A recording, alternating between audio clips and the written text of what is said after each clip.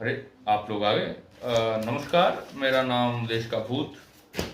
मैं फिर से हाजिर हूँ। आज हम कुछ अलग सा ही बात करेंगे, जैसे कि लड़कियों के लिए क्या ज़रूरत है, क्या उनके लिए अच्छा ही है, या फिर ऐसे कि उन्हें कहा क्या क्या कहा जाता है रास्तों पे, माल, पटाखा, ईटीसी ईटीसी। अभी आ रहा हूँ। आप ऐसा सोच लीजिए कि आप एक बस स्टैंड पे खड़ी है, आपके भाई भाई दादा बाबा किसी के भी साथ खड़ी है और आप बस पकड़ने के लिए तैयार है। ठीक उसी वक्त पे बस आता है और बस में 6 लोग होते हैं और बस खाली होता है। आपको जाना होता तो आप चढ़ जाते हो इस पर बस पे, और वो बस चलते ही 10-15 मिनट के बाद अचानक से उस बस का जो लाइट होता है अंदर वाला, वो सारे ऑफ हो जाते हैं, बुझ जाते हैं। फिर चलती है कुछ ऐसी घटना कि जिससे पूरा भारत का रूप कांप चुका था। जैसे कि मैं अगर कहूँ तो वो जो लड़की थी और उसका जो बॉयफ्रेंड था, उस बॉयफ्रेंड को पहले पीटा गया, फिर उस लड़की को घसीटा गया, बस के पीछे लाया गया, फिर उसके साथ छह लोगों ने रेप किया। बस का जो ड्राइवर था उसने रेप तो किया ही, उसके बाद एक आयरन रॉड ली, उस आयरन रॉड से उसने उसको इतना घाव दिया कि उसके प्राइवेट पार्ट तक को घुसेड़ दिया। घुसेड़ के उसको उसको जो इंटेस्टाइन वगैरह था उसको उखाड़ के बाहर निकल लाया। फिर भी वो लड़की जिंदा थी। हाँ, आप लोग सही सोच रहे हैं, मैं निर्भया केस की बात कर रहा हूँ जो 16 दिसंबर 2012 के तारीख में घटित हुई थी। उसमें से 4 लोग थे जो एडल्ट थे और 2 लोग थे जो माइनर थे। आप सोच रहे हैं कि इतना पुराना जो घटित हुआ है, सजा भी मिल चुका है उन लोगों को, मैं फिर से क्यों वो रिपीट कर रहा हूँ? कारण कुछ अलग है। अलग इसलिए है कि जब कभी भी किसी लड़की का रेप, शोषण या फिर कुछ भी होता है ना, तब हम ये कहते हैं फलाना स्टेट का है वो, फलाना उस स्टेट का है, वो वेस्ट बंगाल का है, कभी दिल्ली का है, कभी उत्तर प्रदेश, कभी बिहार, कभी मणिपुर। ये सब हम बोलते रहते हैं। हम ये क्यों नहीं बोलते कि भारत का लड़की का शोषण हो रहा है, भारत की जो लड़की है उसका शोषण हो रहा है, उसका रेप हो रहा है? क्यों नहीं बोलते? फिर हम दोष देना शुरू करते हैं कि इसका दोष है, पुलिस का दोष है, गवर्नमेंट ने किया है ऐसा। लेकिन हम एक बार भी नहीं सोचते हैं कि हम क्या किया है, हमारा क्या रोल था, और हम क्या क्या कर सकते हैं और आगे भी क्या क्या कर सकेंगे। हमें गुड गवर्नमेंट नहीं चाहिए। सभी गुड है, किसी ना किसी तौर से सभी बुरे हैं और सभी अच्छे हैं। गवर्नमेंट गुड या बैड नहीं होता, होता है गवर्नेंस। हमें गुड गवर्नेंस चाहिए। एक बात मुझे बताइए, ये जो मामला उठा था रेप, ये वो जो भी चीज़ है, मोलेस्टेशन, रेप, लड़कियों की इज्जत पे हाथ डाली जा रही है, एक बात मुझे बताइए, ये जो प्रूफ है जो लड़की के साथ ऐसा हो रहा है, ये प्रूफ ढूंढने के लिए पुलिस को सीसीटीवी का फुटेज चाहिए था। तो सीसीटीवी का फुटेज उसने कहाँ से लिया? होटल से, एटीएम से। एक बात मुझे बताइए, दिल्ली जैसा शहर, इतना आधुनिक, इतना उन्नत, मतलब कि 99% जो हेडक्वार्टर से देश के अंदर जो भी उच्च पदस्थ कर्मचारी है उनका जो ऑफिस है, हेडक्वार्टर है, सभी एडमिनिस्ट्रेटिव हाउस का, वो है दिल्ली में। वहाँ का नेशनल हाई रोड के ऊपर एक भी सीसीटीवी नहीं है। वहाँ का जो इंफ्रास्ट्रक्चर है वो ऐसा है कि एक लड़की का रेप हो जाता है और उसको जो बस में लिया जा रहा था, उसको उस बस को ढूंढने के लिए हमें जो क्लिप चाहिए, जो सीसीटीवी फुटेज चाहिए, वो मिल रहा है हमें रेस्टोरेंट से या फिर किसी होटल से या फिर एटीएम से। ऐसा दुर्भाग्य है। गुड गवर्नेंस का मतलब क्या जानते हैं? 5 साल तक कोई गवर्नमेंट आ सकता है, फिर 5 साल के बाद चला जाएगा, वो नहीं रहेगा।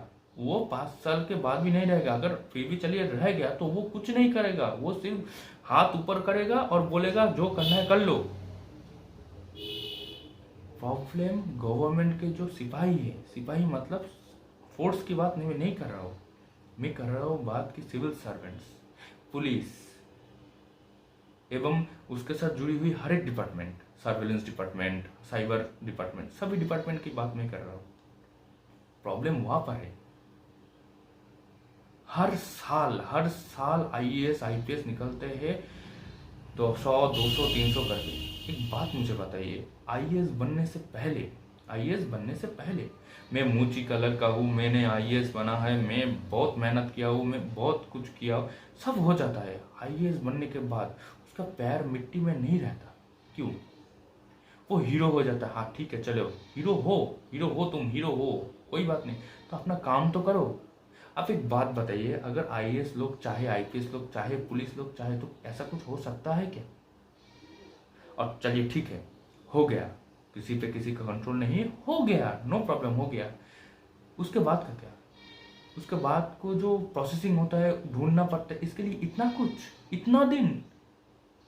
और एक बात, जुडिशरी को लेकर मेरे मन में एक प्रश्न है, जिसने उस लड़की को रेप किया, जिन लोगों ने ऐसा किया, उन लोगों को आप सजा दे रहे हैं, बहुत अच्छा, मैं शुक्रगुजार हूँ कि मैं भारत में रहता हूँ। लेकिन मेरा क्वेश्चन यहीं पर नहीं है, मेरा क्वेश्चन यहीं पर है कि उन लोगों को सजाए मौत क्यों नहीं दिया जा रहा है? उन लोगों को सजा पर जेल में बंद किया जा रहा है, हमारे टैक्स की पैसों से उन्हें खिलाया जा रहा है, क्यों?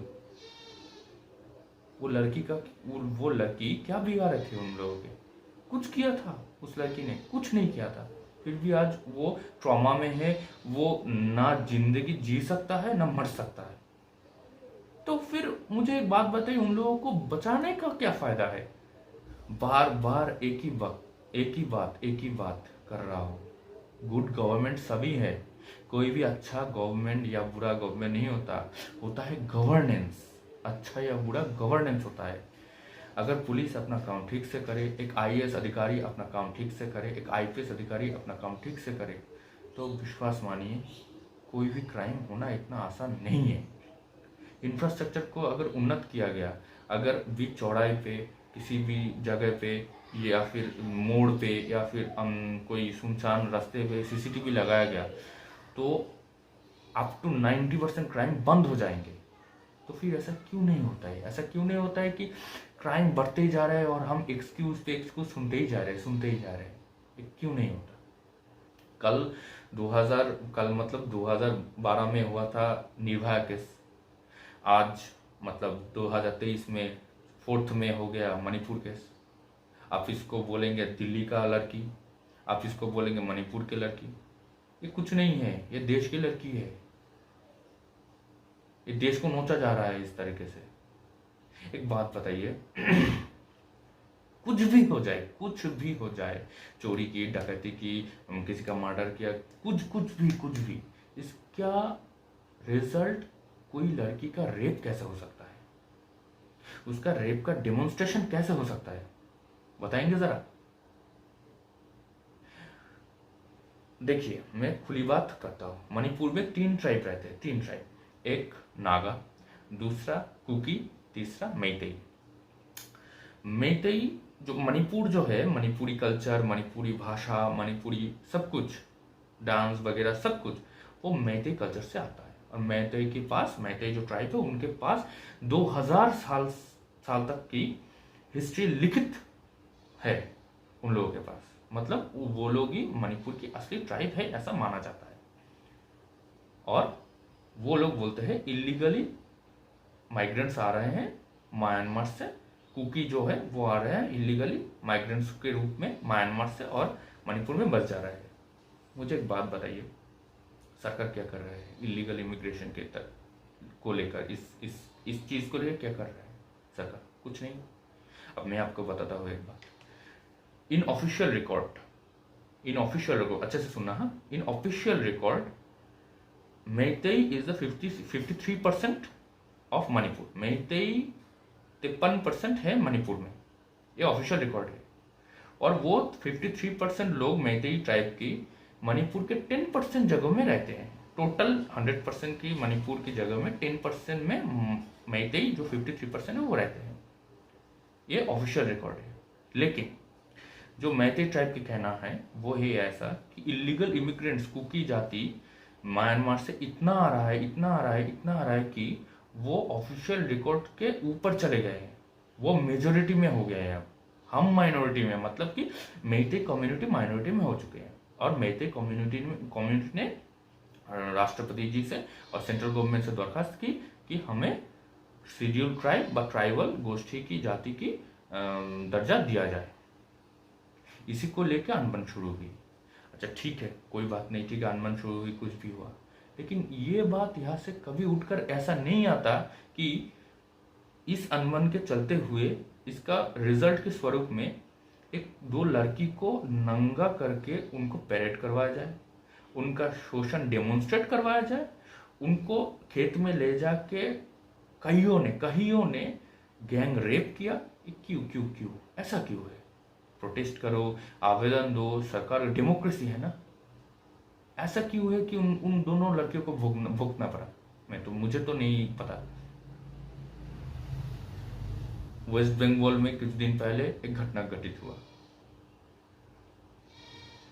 एक ट्राइबल महिला ने मालदा जिला के अंदर एक बाजार आता है जो हफ्ते में एक ही बार बैठता है, जिसको हाट कहते हैं, वहां पे चोरी करने की कोशिश की एक महिला ने, ट्राइबल महिला ने।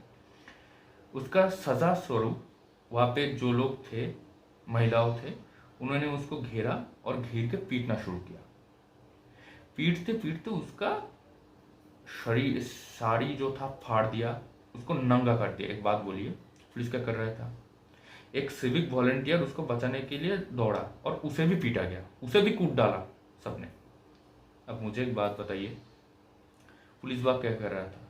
खड़ा होकर देख रहा था तमाशा। अच्छा चोरी की ना, चोरी की तो मारो, कोई बात नहीं, मारो, पुलिस के पास ले जाओ, गिरफ्तार करवा दो, उसको जेल में डाल दो। साड़ी क्यों फाड़ा? वो तो एक महिला थी ना, साड़ी क्यों फाड़ा उसका? ये कौन सा तरीका है? ये असभ्यता है। प्रॉब्लम कहाँ फिर है जानते हैं? आप लोग भूल रहे हैं कि त्रेता युग में माता सीता का अपहरण किया था रावण ने, और उसका रिजल्ट आप लोग सभी जानते हैं, रावण का क्या हुआ था। द्वापर युग में श्री कृष्ण बांसुरी बजाते थे और माता द्रौपदी का किसी ने चीर हरण करने की कोशिश की थी, मात्र क्या रच गया था, महाभारत जैसा युद्ध हुआ था। उसका रिजल्ट भी आप लोगों को पता है। अब आपकी बारी है ये सोचने की, ये कलयुग है और घोर कलयुग चल रहा है। आप ऐसे ही चलते रहेंगे कि सुधर जाएंगे? अगर सुधर गए तो कुछ कॉम्प्रोमाइज हो सकता है शायद। अगर नहीं सुधरे, ऐसे ही चलता रहा, तो याद रखिए, तब जब विनाश होगा ना, तब बात ये बोलना कि हमने क्या किया है, हमने तो कुछ नहीं किया है, हम तो क्योंकि आप नहीं कर रहे, उसमें भी आपका ही दोष है कि आप कुछ नहीं कर रहे हैं। दोषी तो वो होता ही है जो दोष करता है, लेकिन उससे भी बड़ा दोषी और अन्यायी वो होता है जो उस दोष को मान लेता है, उसके विरुद्ध खड़ा नहीं होता है, उसके विरुद्ध बात नहीं करता है, प्रोटेस्ट नहीं करता है। तो ये आपके ऊपर है, आप क्या करेंगे। मेरी विनती बस इतना है, उत्तर प्रदेश हो, बिहार हो, दिल्ली हो, हिमाचल प्रदेश हो, तमिलनाडु, केरला, कोई भी स्टेट हो, कोई भी स्टेट हो, मणिपुर, नागालैंड, मिजोरम, कोई भी स्टेट हो, भारत एक ही है और भारत है। भारत का संस्कृति है कि नारी का सम्मान किया जाए। तो प्लीज़ प्लीज़ प्लीज़ मेरा दरख्वास्त है, मैं हाथ जोड़कर विनती करता हूँ, नारी का सम्मान कीजिए, उसे बचाइए। अगर कुछ होता है तो उसको प्रोटेक्ट कीजिए, उसको प्रोटेक्ट करने के लिए सब कुछ कीजिए, अपना जीवन भी दांव पे लगा दीजिए कि, लेकिन नारी का शोषण मत होने दीजिए, प्रोटेस्ट कीजिए, विनती है। और नारी आपसे भी एक विनती है, आप शक्ति है, शक्ति का रूप है,